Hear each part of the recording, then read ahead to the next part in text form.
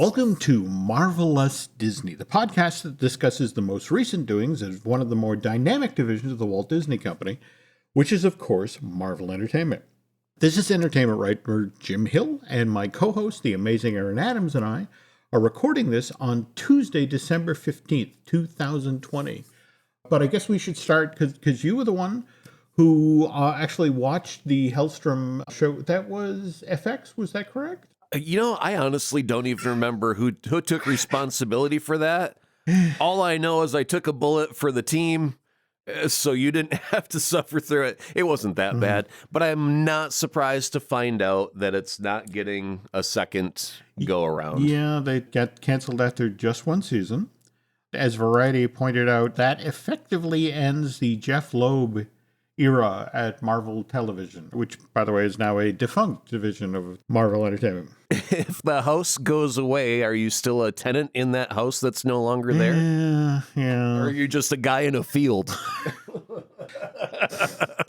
There were some good shows that were done under Marvel Television. I mean, I was a huge fan myself of Agent Carter, and you talked with great enthusiasm about Legion, which, by the way, Did you see as part of that Disney Investors Day presentation that I guess it's not coming stateside necessarily, but they're setting up a new division called Star that's going to be the 18 plus material. And when they showed the tab, so to speak, of what was going to show up on Star, there was a mothersly big tab for Legion that's going to find a new life as part of, well, a variation of Disney Plus that I'm hoping comes stateside at some point. Huh. But I remember when you were talking about Hellstrom initially, it was neither fish nor fowl. Yeah, I mean, it was very middle of the roadish. And if your main character is, the son of Satan, then go full hog. I mean, there should be no tiptoeing around the tulips on that. If you're going to do it, embrace it. It just seemed like it was a little watered down, a little, we don't want to offend anybody. We want to keep it safe. We're going to change the son of Satan to the son of a serial killer who just happens to have demonic powers, and we're not going to be able to explain why all of a sudden. And it was like a Monster of the Week X-Files episode where Mulder and Scully are brother and sister, and they both have demonic powers because Daddy was a serial killer, apparently. And then the very last episode gives a nod and a wink to the satanic heritage, and then they get canceled unceremoniously. So it all just turned into a big old bowl of meh. Seriously, though, is this if they'd gotten a second season, could they have course corrected? I tell you what, it almost would have been a very good companion piece to New Mutants. Okay. Because New Mutants did actually travel down the horror route. They embraced it in a proper, we're going to try and do some real horror. I didn't find it scary personally, but they tried. I mean, you could see all of the horror tropes at play. So you have to acknowledge that they tried. And I think if Hellstrom would have taken that nod from New Mutants had they gotten a proper release and given a chance to make some money, if they were like a sleeper hit, then maybe that could have been a thing where Hellstrom, because, remember, New Mutants was on a shelf for many, many years, so they would have had time to retool Hellstrom and give it a little bit more bite in that case. But because New Mutants sat on a shelf and it never got a release, I think they were going to try and play it safe with Hellstrom. And then they close, Marvel Television and rebrand it for, Marvel Studios is now taking control of all of these things. And, I mean, that's all fine and good. They had some good experiments and some failed ones. I mean, the Inhumans, I think, was a necessary failure. I mean, you got to stub your toe every once in a while. And that was one where it didn't all come together quite as perfectly as they had hoped. And they took a little bit of heat for it. And they went, okay, well, we're not going to make those mistakes again. When we end up talking about these things later on, when we talk about the sizzle reels of some of the things coming out to Disney Plus, I saw the Falcon fly like he was Top Gun through the canyons. Yeah. And that had the visual spectacularness of a film trailer. Like, that's a blockbuster you're going to see in the summer, but it's not. It's for a TV show. And I was like, man, I wish we could have had that kind of energy and enthusiasm on Agents of S.H.I.E.L.D. Yeah. They did some cool special effects every once in a while, but this stuff is glossy, shiny, beautiful. And we'll talk about it more later on. But yeah, when we compare some of these shows from Hellstrom and Agents of S.H.I.E.L.D., and then we're going to compare to what we get on Disney Plus, there's going to be a world of difference, Jim. Yeah, but one thing worth pointing out here is, remember, when we were talking about Agents of S.H.I.E.L.D., and remember, as we got into season 5, 6, 7, we'd only get 13 episodes, 10 episodes. Right. And they were still working with that sort of television mindset of, okay, we have to spread out our budget, so to speak. Whereas these limited series where, you're doing 6 episodes of something, and we've talked about Kevin Feige. In fact, I was fascinated by the fact that he continued to lean into the limited series, lead to the theatrical events, and then the theatrical films lead to, the interconnectivity of everything. Yeah. And what was fascinating to me was to watch 2 entirely different corporate mindsets. I mean, Kathleen Kennedy, when she was talking about all of the stuff that Lucasfilm is doing, she talked about 10 separate TV projects and 2 theatrical films, which to me, underlines, circles, and indents the idea that Star Wars, at least for the next 5 years or so, lives on television. Right, yeah. The Mandalorian showed them that this is where they will have huge success. And so lean into that. Let's do that. Whereas Kevin, I would imagine there are exhibition companies, the exhibitors, movie theater chains that are, lit candles and set up altars to Kevin Feige, because it's like, he still believes in the theatrical experience. Black Widow's coming out to theaters. And yes, all of these limited series will make you want to go to the theater to see Doctor Strange and the Multiverse of Madness and the like. In the exact inverse of that, very recently, Zack Snyder said he was kind of hoping that his Snyder cut that will only show on HBO Max will get a theatrical cut one day. And I'm like, you idiot. That's the exact opposite of what they're trying to do with this whole project. You are going against corporate mandate. Shut up. Sit in the corner. Make your movie. Not only that, the theatricals, but did you see that he was also talking about, I think this one's going to get an R? And it's like, and I'm fine with that. Yeah. I mean, it should just be unrated, right? Because usually you get the theatrical thing and it gets rated. And then when you get the DVD with the bonus features, it doesn't get rated a second time. It's just the unrated version. There we go. So let it just be Justice League unrated. By the way, though, we were talking about R-rated superhero material, and you did catch Kevin talking about Blade, didn't you? The development and the storyline is coming together, and we'll have announcements very, very soon. And it just leaked that we now have a release date for Blade. It's October 7th, 2022. And again, I know we've had this conversation before, as far back as the first Venom movie. But the idea that because it's the Halloween month and you launch your film in early October, that you can get that wonderful Venn diagram of the horror fans and the superhero fans. And that appears to be what Marvel's trying to do here. Yeah, I mean, it makes perfect sense. I wouldn't release them in February and, Valentine's Day. Well, take a bite out of your honey with Blade. Well, they get ready to put the stake through the right heart. So it fits exactly in October. And really, with the slate of stuff that they've got planned for both Star Wars and Marvel, they got a full calendar. Oh, no. Absolutely. So when you have a full calendar or enough stuff to fill a calendar, you better use smart placement after that. You can't just throw stuff willy-nilly. So, of course, they're going to put their vampire stuff in Halloween. It's the only place it makes sense on the calendar. Okay. Just a couple of housekeeping notes here before we plunge into the news portion of the show. And by the way, the news segment of today's show is brought to you by Storybook Destinations, trusted travel partner of Marvelous Disney. For a worry-free travel experience, book online with StorybookDestinations.com.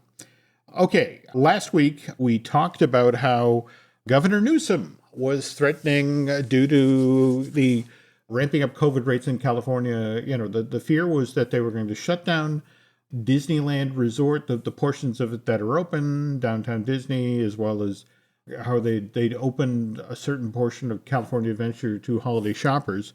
Well, it turns out we were partially right. Governor Newsom did, in fact, sort of lower the boom, and outdoor dining in the state of California, in fact, all restaurants were forced to close. Retail has been allowed to stay open, but the interesting thing is retail had reduced store capacity by 20%, which means that the spider bot that we talked about from Web Slingers, the Spider-Man adventure that they began selling at Anaheim's Downtown Disney, it has become a hot toy, and it also has become a difficult to get toy, largely because of that 20% reduction in retail. But Well, the store is so small, you can at this point only stick a hand inside the doorway and have them toss it out across the counter to you. It's 20% capacity right now, I think. there we go. But again, if anybody out there has a story about what it took to score a spider bot for this holiday season, we'd love to hear from you. So let's get started talking about what's coming over the horizon. We are entering the tail end of 2020, thank God. So just over the horizon, we have WandaVision, which we now have a release date, January 15th. But did you catch the announcement just today that on Disney Plus, they're going to put basically a primer series? The Marvel Studios Legends that debuts on January 8th. And the first episode basically is about Wanda and Vision. The way the press release reads, it says this is a new series that revisits some of the more iconic moments from the MCU, one character at a time. And the series kicks off with Wanda Maximoff and Vision. Reading between the lines here, I'm wondering if somebody at Disney talking with the folks at Marvel was to the effect of, for a lot of people, they haven't seen Wanda since April of 2019. And even then, she just comes in at the end of Avengers Endgame and battles with Thanos. But It almost sounds like a half-hour-long episode of Previously on MCU. there we go. And then they just pick up with everything Wanda-related from the time they are discovered at the bonus credits, end credits scene of Age of Ultron, all the way through to recap. And now we have Wanda, and then it picks up with the show. Yeah, that's about what it sounds No. like. I think you have nailed it in one. Given that we now know that Falcon and the Winter Soldier will debut on March 19th, I would put down good money that the very next Marvel Studios Legend is... Like the week before that or so. There we go. And same thing. Yeah. That really should be the name. Previously, For Previously on yeah, MCU. so Yeah. that check goes to Aaron Adams, folks. What's interesting for me is that they're not kidding around. That the rubber really hits the road in 2021 because, again, as we mentioned, Falcon and the Winter Soldier, and in fact, you were just talking about that trailer for Falcon and the Winter Soldier, and Their sizzle reel actually had some sizzle in it. Yep. It does not look like your standard television show. And that's the thing that I really got giddy about in all of the footage that they had to show was it all looked cinematic in scale. It was a man with wings flying through the air really, really, really fast. You don't get that unless you put some money up on the screen. And that's the thing, Jim, before it was terrestrial TV, we got Agents of S.H.I.E.L.D. for free. Yep. Our payment was we had to watch some commercials every now and again to get through it. But here we've got to buy a ticket, which is the monthly subscription of Disney Plus. And if you've noticed, for example, CBS, they're starting to air Discovery, old episodes of Discovery on CBS. Right. That's an interesting point. Yeah. So we've got an inverse thing happening now where it used to debut on network and then go to streaming. Now they're going to make you pay for streaming and then they're going to air it several years later on the network. And that's the new network material. So I wouldn't be surprised that if some of this ends up airing on ABC years from now, like a holiday special or a special Marvel week or whatever they want to do, they'll have that ability. Speaking of a holiday special, what did you think of the announcement of the Guardians of the Galaxy holiday special? I'm all for it. Okay. I mean, we've got to have something different. And I'll scream that all day long about all of this stuff is it just can't be the same thing over and over again. You got to have a point to it. even if that means that you go sideways with something and just go into left field for a minute, then go to left field for a minute. Just make it worth our time. And if we end up having fun with it, then great. It's a wonderful experiment. If it fails miserably, like, the very first Star Wars Christmas special, then you don't do that ever again. Well, but see, now it's interesting you bring that up because supposedly it's James Gunn who's been going at Kevin Feige about doing a Guardians holiday special. We have fun with ourselves anyway. And this is the only set of characters that you could really do this with, that you could do almost the Star Wars holiday spoof special. But yeah, evidently he's been after Feige for years to do it. Feige finally caved when evidently James supposedly made it part of his deal to come back and direct 3, and we do the holiday special. And it's like, okay, you can do your holiday special. And they're supposedly going to shoot the holiday special when they're shooting Guardians 3. So they're going to be shooting the stuff for the Disney ride. Remember, supposedly the stuff for the Disney ride is going to be shot during Thor Love and Thunder. Oh, okay, okay. I was going to say, that's like triple dipping on your contract there. It's like, hey, come on in for this movie. Oh, and we're going to do some commercials for Pepsi. Oh, and we're going to do a holiday special. Oh, and we're going to do a ride for the theme park. And it's like, hey, wait a minute. Do I get to take this costume off ever again, or am I just now Star-Lord, period? Pretty much. So, to get back to the limited series, what did you make of the Loki trailer? The DB Cooper? Yeah! Thank you. Okay, all right. That tickled me in a deep mystical way, and I can't explain how or why, because I think DB Cooper happened when I was so incredibly young, but it was like a bad guy that made a robbery on an airplane and jumped out and got away, and it's like, it's mystifying, right? It's a legend. And to have Loki become the legend was like, okay, whatever happens in this show, I will watch it just to get to that scene and find out how we got there. When Feige described it as a crime thriller, I have to admit, I enjoy the fact that they seem to be mixing it up tone-wise and style-wise and story-wise, but it's like Loki in a crime thriller. Well, he's the god of mischief. He's the king of lies and deceit. A heist would be kind of right up his alley, an Ocean's Loki, a Loki 11, if you will. Okay. Where, he's got to do something for, was it the Time Variance Authority? Yes, that's exactly. Yeah, I mean, there's so many different things that could be done throughout, with the time travel thing thrown in, with him causing mischief in various crimey sort of ways throughout time. There's a whole bunch of potential fodder to be had that's just fun. So I'm very eager to learn more about that. Same thing here. But at the same time, I mean, the notion, okay, so we have, WandaVision January. We have Falcon and the Winter Soldier in March. We have Loki in May. We have Ms. Marvel supposedly dropping in the fall of next year. And in between that is the animated What If. Kevin stood on stage and leaned in hard to the interconnected thing. I mean, he talked about how characters and from the limited series will then cross over into the feature films. I mean, for example, what is it, Iman Vellani, the young lady that they just hired to play Kamala Khan, Ms. Marvel? They were right up front about the fact that character goes out of her own, limited series to appearing right alongside Brie Larson in Captain Marvel 2, which is supposed to drop in theaters November of 2022.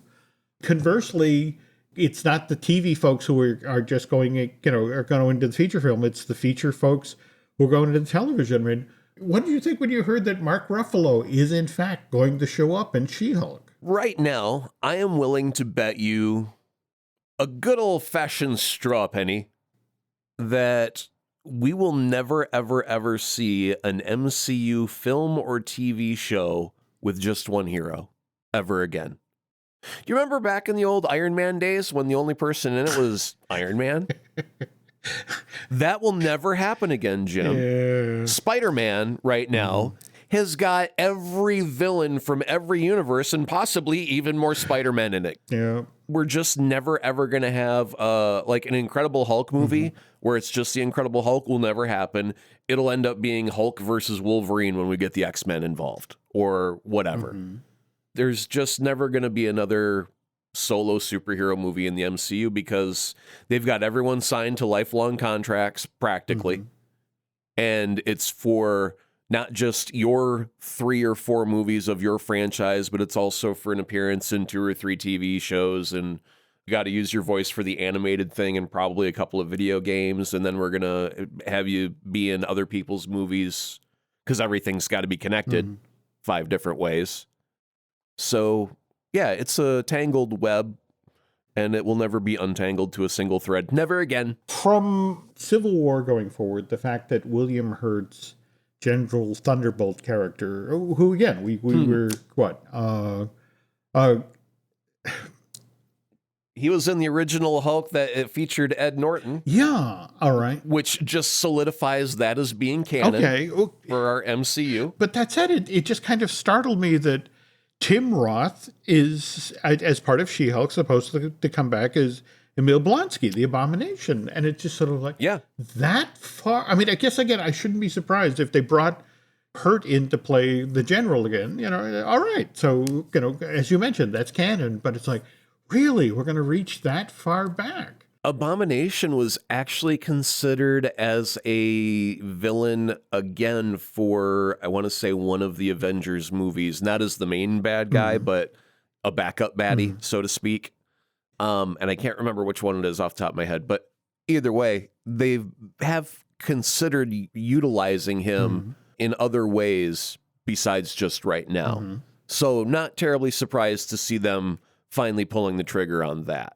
Okay, then talk to me about, you know, face it, we knew from the announcement a couple of weeks back that Samuel L. Jackson, you know, was going to play Nick Fury in some sort of limited series. But would you have predicted that Secret Invasion? No, I wouldn't have. And maybe it's just my lack of overall knowledge of Secret Invasion that I'm not overly enthusiastic for it, is just because of my own ignorance of it. Okay. Maybe if I had read it at the time, I'd be more, I can't wait. So I'll have to go read up on that arc and get refreshed with it. But right now I can't be excited. I can't be disappointed. I can't be anything. I'll just go, okay. But on the flip side of that, it's not like we're going to get the young Nick Fury stories. True. So I guess that's kind of where we last left Nick, was with the Skrulls. So, yeah, I guess it kind of makes sense that that's the direction that they lead him in the future, since that's where he left off. Okay. So pivoting to what I personally think it is the really big news coming out of this event, but what were your thoughts when you learned that after he finishes working on the next Tom Holland Spider-Man movie, that John Watts is the guy who's been tapped to do the Fantastic Four film? I'm hesitant with John Watts as the director. Really? Why?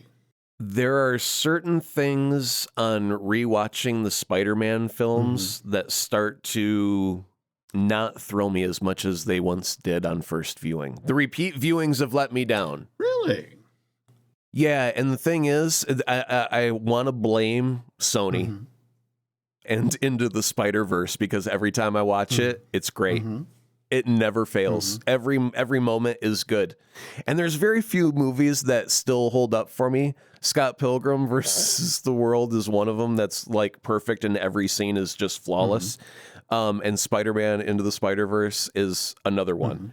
And then when I go back and I end up watching the Tom Holland movies, they're just not as packed with laughs and energy and enthusiasm. I mean, they're good. That's the weird thing is, as a big Spider-Man fan, I'll gravitate to the original Alfred Molina Spider-Man 2 and watch that front to back and fully enjoy that. And then it starts to become a struggle of like Spider-Man Homecoming. Yeah, I really haven't put on in a couple of years. And then I've only rewatched the trippy scenes of Mysterio where he's messing with Spidey's head like 3 or 4 times since that movie's come out. And I've rewatched Into the Spider-Verse dozens of times. So as far as longevity goes, I'm looking for a different director on that Fantastic Four announcement.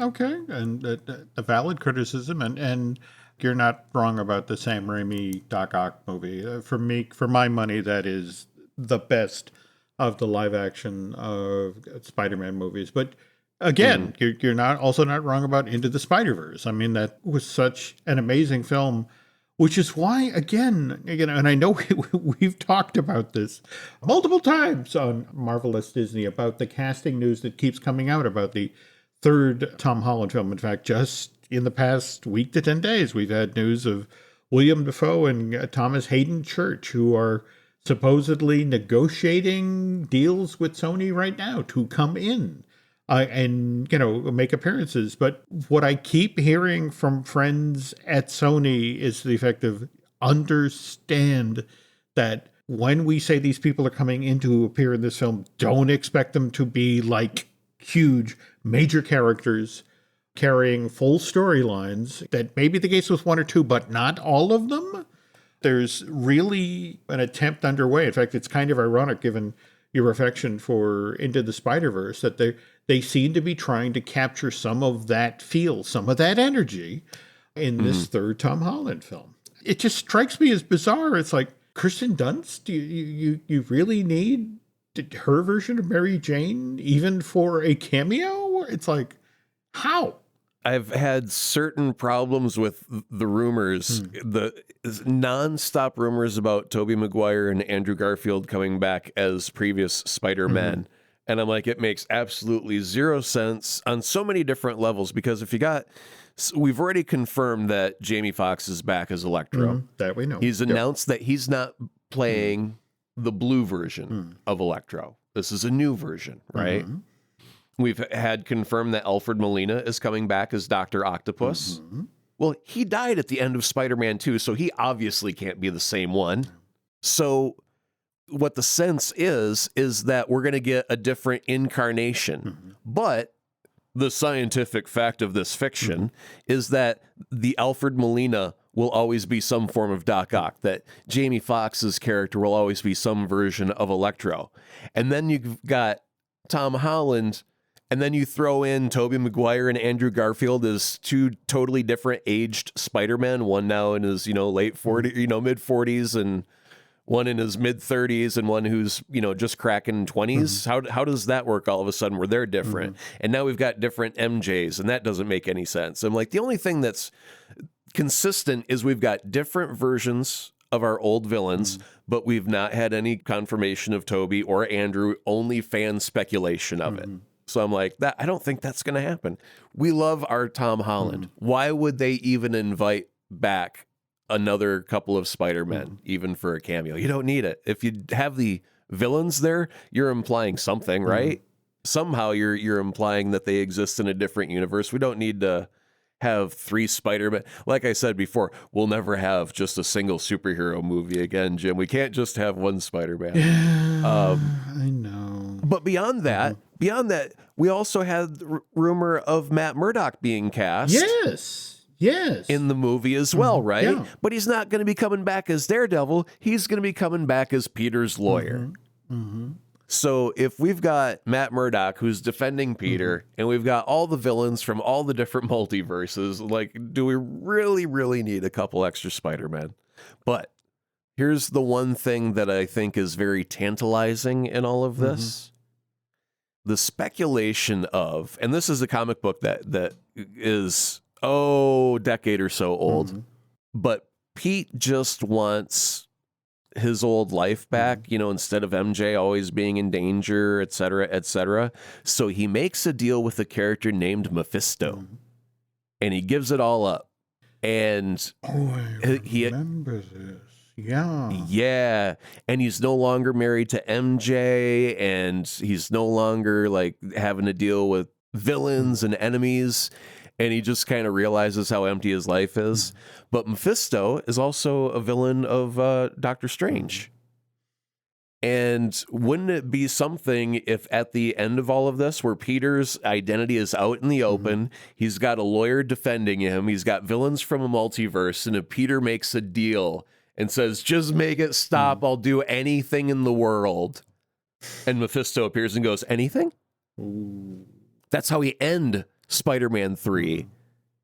And we get ready for Doctor Strange. Okay, this sounds intriguing. All I ask, though, Alfred Molina's Doc Ock is just so wonderful. That whole arc of the loving husband and the good professor who gets taken over by his own technology, and how the character is redeemed at the end, basically sacrifices himself to take out the whatever the generator is that produces this earth. That was a wonderful arc. That was a wonderful performance. All I ask is that however they bring Molina into this Tom Holland film, that they don't ruin that. They don't take away from that. Well, I think part of that charm, Jim, was the puppeteering of the practical tentacles. Oh, absolutely. In fact, it's so funny you mentioned that, because I was just watching. Well, first of all, there's this wonderful video of one day Alfred Molina shows up on set, and it's, the entire cast is standing around waiting for Alfred to show up, and, what's going on? And it's William Dafoe in the Doc Ock rig. He's come on the set for the day, and he's, then they're puppeteering and Alfred just roars with laughter because it's like, oh, well, good. Yeah, take the job. It's tough. And there's also a wonderful a video of, I guess he was getting ready. He was on Broadway. Was it his little dancing thing with the puppet? Well, that's the thing. Yeah. He was playing Tevye on Fiddler on the Roof, and it's him being Tevye with the mechanical arms. Yeah, I mean, it's just in a weird way. I think you've zeroed it. You couldn't have gotten the same level. I mean, and don't get me wrong, there are scenes in that film clearly where they're using CG. But it's those practical puppeteering moments where he's actually interacting with them that really just send it right over the top. Yeah, I do remember when Sam released the teaser trailer. I think it was at a Comic-Con. But it was when Doc Ock was on the surgery table and he goes crazy with all the doctors, and they grab the chainsaw and do the little homage with the hoist of the chainsaw. Yep. And the tentacles go running amok. Yep. And I tell you, I was just a gibbering idiot after watching that trailer. You couldn't shut me up for weeks. Well, that in fact, that's another chunk you can watch on YouTube, and it still holds up. It's still an amazing set piece. But yeah, that's all I ask. Just if you're going to bring him back, I'm excited that he's coming back, but don't screw up, Spider-Man 2 for me. I love that film. Now, we've talked about all of the footage so far that was shown, except, well, there's a couple that we've not really talked about yet, but I want to go back quickly to WandaVision. Yeah. And the footage that was shown for that. Did you happen to catch all of or any of the references to what shows they were paying tribute to in some of those scenes? Because some were very specific. Well, yeah. And it felt like a Brady Bunch reference was in there. I could be totally wrong, but it just struck me as there's a Brady Bunch scene there. Yep. Well, first of all, there's that wonderful moment where the two single beds become the one, and that's a reference. We go from the Dick Van Dyke Show to the Brady Bunch at that point, because again, Mike Brady and his wife were actually able to be in the same bed together. Was that the first? I always thought it was I Love Lucy that did that, but maybe they did have two beds. No, or maybe they used the word pregnant on TV was the first time. No, that's it exactly. That they were the first show to use. And again, there were executives at CBS who were ready to jump. It's like, oh no, she can't be pregnant. Don't let the secret out on how the human race has procreated for the last 6 billion years, people. Yeah. But Bewitched was in there, obviously. And again, you nailed the Bradys. Yep. We got the Dick Van Dyke Show. Kevin Feige mentioned that if you know your television history, they go all the way to Modern Family. Oh, okay. The talking directly into the camera to the invisible documentary people is there as well. But I think if you're a television history buff, this is going to be another level for the show. But it already looks pretty bizarre to begin with. And from the looks of it, the way that they were framing that trailer, it seems that Wanda is completely unaware of what is happening in reality. It's like someone is asking her if like she's aware of what's going on. She's like, what are you talking about? So she looks to be in a complete state of confusion. It's not like she's willfully or willingly or knowingly even doing things of her own free will. It may be something is happening or being done to her without her knowing it. Maybe someone is using her power from the outside. Yeah, that there were enough images to suggest there was an outside. There was something going on the outside. So it did suggest this is a bubble. This is or again an offshoot of reality. Which again, if we're setting the stage for the multiverse of madness, and more to the point, what's supposedly happening with Mr. Parker. At some point in the future, Aaron, we're actually going to be able to break out the whiteboard and make the connections. Right now, we're still second-guessing stuff. Right. I did, however, we were just talking about practical effects and that sort of thing. They did touch for a moment or so on Shang-Chi and the Legend of the Ten Rings. And I have to admit, I was genuinely excited to hear that a member of Jackie Chan's stunt team, and Andrew Chang, is supposedly involved in the stunt work for this thing. They were trying to do work of that caliber and wit. That's good. Because Feige dug in his heels and again, is trying to deliver for Disney Plus as well as exhibitors. We're still looking at a July 9th, 2021 release date on Shang-Chi and the Legend of the Ten Rings. And did we talk on the last show about the Eternal toys? There was one that we did talk about a little bit more specifically, because I remember it was... Because he's protecting the exhibitor window, but at the same time, the business model, the way Disney has been cashing in on Marvel. In fact, remember, there was a meeting between Disney and Sony was terrified that Disney was coming to take back the film rights to Spider-Man. Which was why they were hurrying to get the Tom Holland movie ready. And they were like, no, we don't want the movie rights. We want the toy rights back.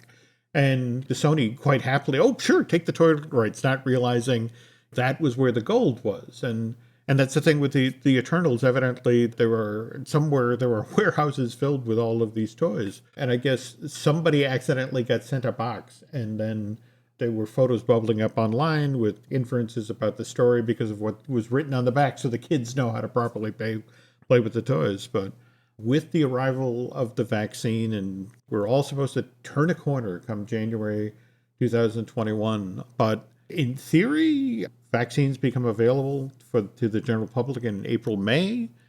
But I think, again, as you mentioned, is that still going to be enough time for people to be confident about going into the theater to see Black Widow? That's still May of next year. In fact, May 7th of 2021. I'll tell you what, it's going to be up to the theaters to play their cards smartly and say, we have frontline worker appreciation night or whatever, because then you're ensuring that all of those people are most likely have been vaccinated because they were put first in line for that. And if you can play smart and realize you've got to target your audience much more specifically than just, hey, world, come on in. You've got to speak to a specific crowd.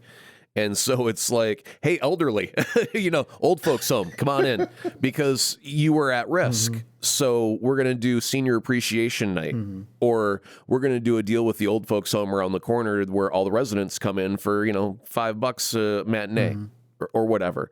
And then you do your dispatchers, your police, your fire, and your medical people. And you do first responder appreciation weekends or whatever you got to do. But you're then guaranteeing that those people have already got their COVID shots and they're good to go out in public without fear. That's a smart PR Venn diagram. Checks, Aaron Z. Adams, Indianapolis. There we go. All right. Well, just before we close out talking about Investor Day, was there anything else? Yeah, we gotta chat out briefly about what if. Because I want to start that conversation by saying that is the best animation with the Marvel logo I've ever seen. Yep. I've never been thrilled with Marvel's animation. I've always liked DC's stuff Whenever they do animated, I thought they've done animated very, very well. And whenever Marvel did something, it looked like it was, it looked like DC was running at 24 frames per second. Marvel's running at 12 frames per second. Okay. Just a little bit more jagged. Okay. All right. I like the analogy. Okay. And so when it came to this stuff, it was like, oh, they put all of the money there in the ink and the paints because it looks flashy and it looks smooth, like buttery smooth animation.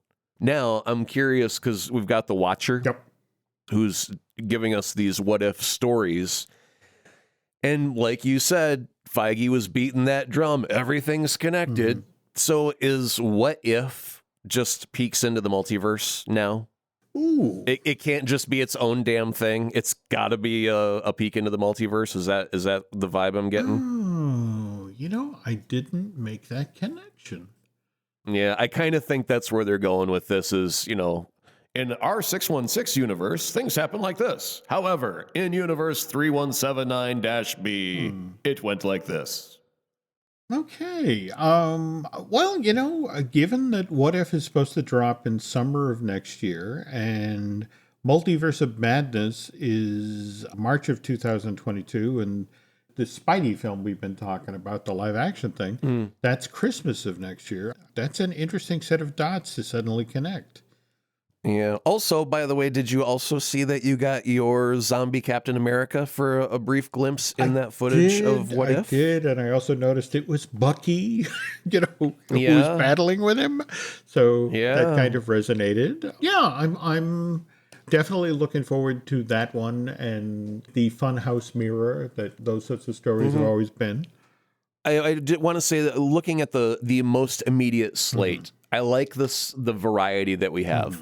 WandaVision, we've got old-timey family sitcoms from the 60s to now, and we're playing with weird stuff there. In Falcon and the Winter Soldier, it's more your straight up, I don't want to say spies, but they've got action, they've got intrigue, they've got a case to solve, whatever. But it's your standard Marvel MCU, which is fine. But then when you get into things like Loki, a time heist, again, a different one, but he's pulling a job across time and space. Sounds like fun with Loki. So it's different enough, again, that I'm happy. And What If, even if it is peeking into the multiverse in many different ways, it's animated, it's not the standard MCU, so again, different enough that I feel a sense of variety. And that's what I'm liking here, Jim, because Halloween, sometimes you get a Nutter Butter. Sometimes you get some of those damn Smarties. And you're like, what if you got all Smarties? Oh, we would just cancel Halloween altogether, right? So we need some variety to make sure that everybody's happy. If you didn't like one show, we got another one coming up around the corner that you're sure to love because it's different. And I think that's the key there. For me, malted milk balls, but I get what you're saying. So right, yeah. All right. Well, we'll tell you what, folks. When we get back, we'll talk about another Disney Plus series that's begun production underway in New York right now. Introducing Meta Ray-Ban Display, the world's most advanced AI glasses. With a full color display built into the lens of the glasses, it's there when you need it and gone when you don't. Send and receive messages, translate or caption live conversations, collaborate with Meta AI, and more. Be one of the first to try Meta Ray-Ban Display. Visit meta.com/Meta Ray-Ban Display to book a demo and find your pair. Optimism isn't sunshine and rainbows. It's fixing things, changing the way we fix things. It's running the world on smarter energy. Because if optimism never stops, then change can't either. GE Vernova, the energy of change. So have you seen any of the imagery coming off of the Hawkeye shoot in New York? Yes. The comic book fans, they have just been marveling over the art direction or the shots that have been coming out, where it's like they've literally pulled panels out of individual comic books and put them up on the screen. That it's just sort of like, it's like, oh, this is what we were hoping you'd do. Now, mind you, sometimes when you're that slavish, it's like the Zack Snyder version of Watchmen. Right, it can backfire all of a sudden for some reason. Yeah. But I have to admit I'm kind of hopeful about Hawkeye. Really, I like what I've been hearing. I like what I've been seeing, and so hope that works. But again, you have to trust the people who are making these things. You have to trust the people back at Marvel Studios that are calling the shots, making the casting choices. And this week they made an interesting call. They're gearing up to do yet another Ant-Man and film. In fact, this one's called Ant-Man and the Wasp: Quantumania, I want to say. That just sounds like a damn Disney ride. It really does. Quantumania sounds like, you go into a tunnel that's got flashy lights and you get in a crazy car that spins and, it's Quantumania, guys. Yeah, well, please keep your hands and arms inside of the brown, ugly van at all times. But again, remember, we've been introduced to Cassie Lang, Ant-Man's daughter. As they move forward here for Quantumania, they've decided to recast for Cassie. The actress Emma Furman is being replaced by an actress who's appeared in Big Little Lies, Catherine Newton. And it's one of these things where it's like Ms. Furman, a 19-year-old, she actually took a page from the James Gunn playbook. Rather than complain about, that she'd been dealt a raw deal, she hopped online early today and reached out to, her fans and the fans of the Ant-Man movies and, Endgame, and said, just wanted to come here and say that I see all your kind message and thank you for your support. It meant the world to me.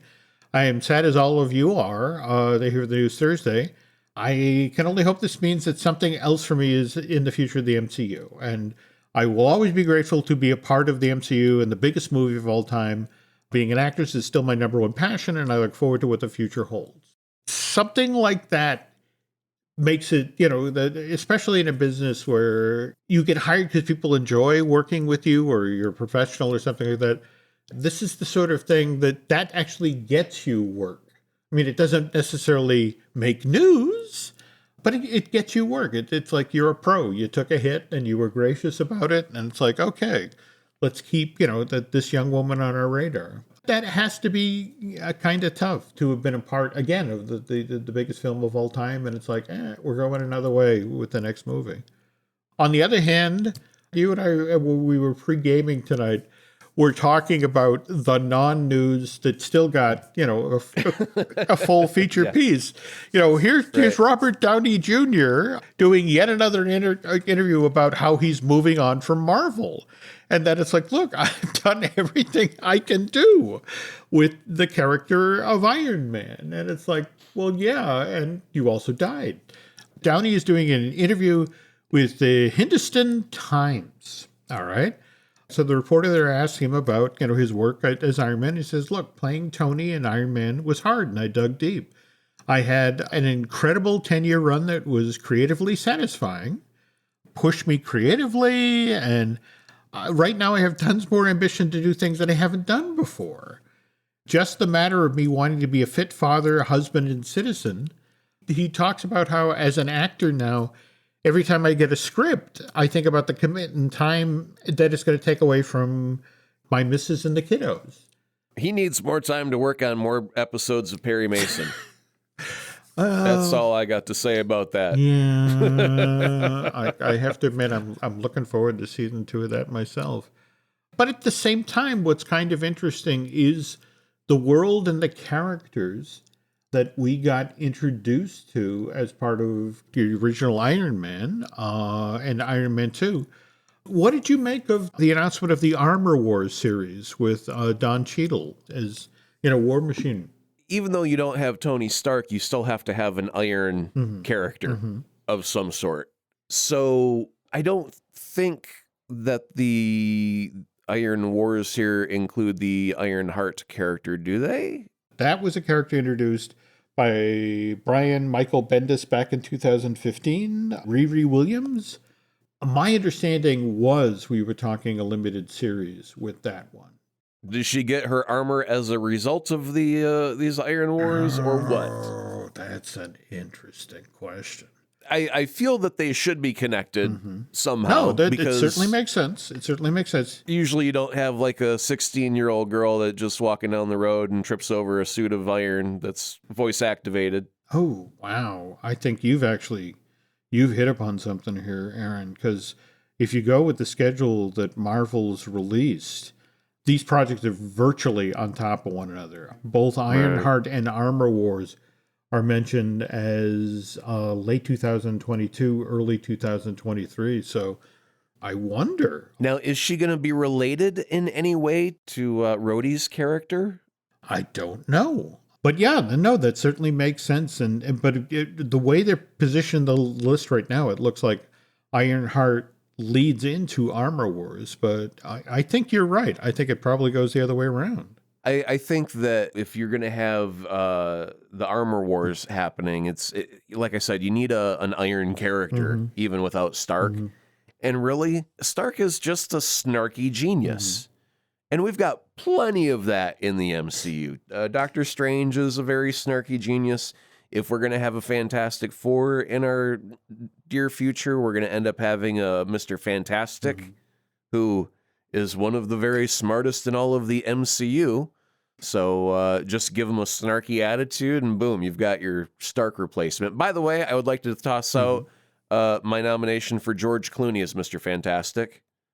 I just think Clooney would be fantastic as Reed.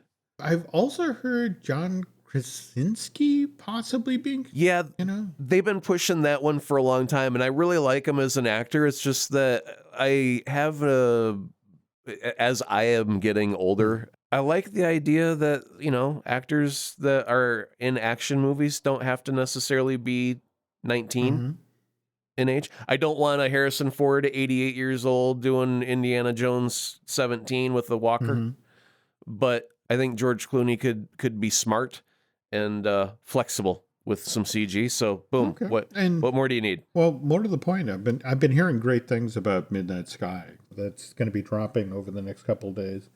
But what's funny is that he's out doing interviews right now, and of course you have to deal with these all manner of idiotic questions. So the headline over at Cinema Blend is to the effect of George Clooney's not interested in being the next Bond, but geez, it would have been interesting if somebody asked him about, Mr. Fantastic. Yeah, something like that. All right. Well, maybe we'll have an answer for that for you folks on the next Marvelous Disney, but hopefully we'll get our next episode up just before the end of the year, and Aaron and I will look back at 2020 and we'll curse it the whole way through. It just sucked. I'll give you a preview of the next show. It just sucked. All of 2020, it sucked. Everything we wanted to happen was put on hold. We sat here and we waited. They put it on a calendar and then they pushed it back. It sucked. That's our episode. Good night, everybody. Well, just save them all an hour of time. All right. Well, until we get to that delightful podcast. All right. We got some other shows here we'd like you to take a look at, folks. We got Disney Dish with Len Testa, which, by the way, we're doing some fun stuff over at Bandcamp. With that one, we're 4 episodes in now? To the Joseph Mankiewicz Epcot archive. And again, we're Glenn and I are tripping over some amazing stuff there. Drew and I just recorded a brand new episode of Fine Tuning. Also talked about a lot of the animation related stuff from Pixar and Disney and Blue Sky and the like that came out of Investors Day. Dan Z and I recorded, the second to last episode he and I will be doing together on looking at Lucasfilm, but we also talked the Investor Day stuff there. Dustin Fuse and I will be recording a new Universal joint later this week. Likewise, Michelle Valladolid and I are working on a new I Want That for your last-minute shopping, Christmas shopping inspiration. If you could head over to Apple Podcasts and rate and recommend Marvelous Disney, that would be very, very helpful. If you want to head over to Bandcamp and subscribe, again, that would be very helpful. You can find us on Twitter and Instagram is Jim Hill Media, and over on Facebook as Jim Hill Media News. And please tune in for the next show, folks, because maybe we'll talk about how there were aspects of 2020 that didn't suck, which, though to be honest, none of them immediately come to mind. So. It all sucked. It was horrible. You know, it's like stubbing your toe over and over and over, except it was not quite as delightful as stubbing your toe over and over and over. Well, all right. So we were trying to figure out what to put on the Marvelous Disney merch. I think we've just hit the catchphrase. Okay. So anyway, thanks for listening, folks. We'll be back soon.